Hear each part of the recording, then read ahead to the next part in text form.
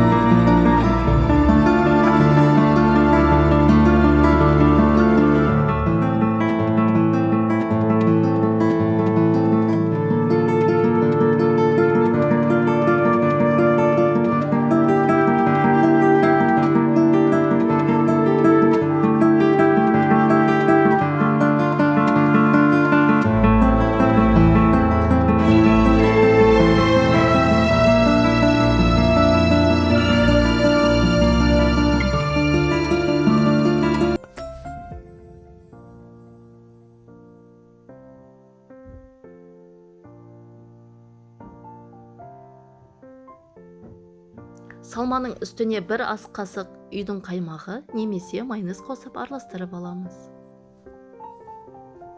Салмамызды салып, бір тегіс етіп жайып шығамыз. 50 грамм сырды үкіштен өткізіп алып, шетіне сеуіп шығамыз. Қалғанын ортасына себеміз.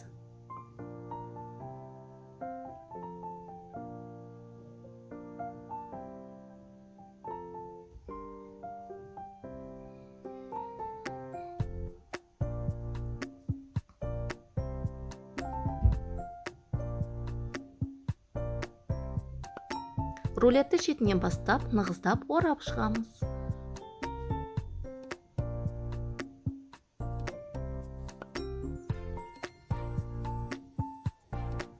Рулетті пергаментке ораймыз. Алдын ала қызып тұрған 200 градуста пеште 7-8 минутқа духовкаға салып аламыз. Сыры еріген соң формасын ұстап, әдемі болып шығады. Рулетті 5-10 минутқа суытып алып, дәмін көре берсеңіздер болады.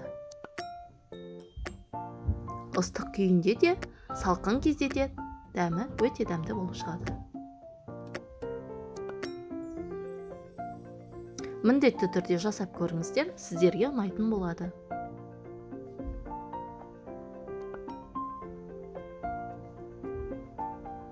Арнама тіркелмеген болсаңыздар, міндетті түрде тіркеліп қойыңыздар. Алда өзім жасап көрген рецептілермен бөлісетін боламын. Сау болыңыздар.